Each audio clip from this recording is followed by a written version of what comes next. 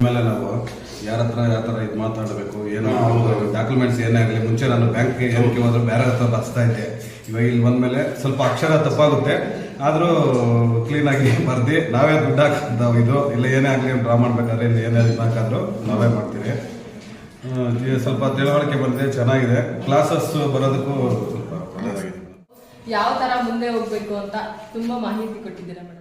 ಬರೀ ಮನೇಲೇ ಇದ್ದು ಅಭ್ಯಾಸ ಆಗೋಗಿ ಇಲ್ಲಿ ಆಚೆ ಬಂದು ಬಿಸ್ನೆಸ್ ಹೇಳ್ಕೊಟ್ಟು ನಮ್ಗೆ ಅದರಲ್ಲೂ ಒಂದು ಪಾರ್ಟ್ ಆಫ್ ದ ಕೊಡೋದಕ್ಕೆ ತುಂಬಾ ಖುಷಿ ಆಗ್ತದೆ. ಆದ್ಮೇಲೆ ಕಾಲೇಜ್ ಅದೆಲ್ಲ ಮುಗಿದ್ಮೇಲೆ ಎಲ್ಲೂ ಹೋಗಿಲ್ಲ. ಮದುವೆ ಆದ್ಮೇಲೆ ಮನೇಲಿ ಇದ್ದು ಲೈಕ್ ಮನೇಲೇ ಇದ್ವಿ.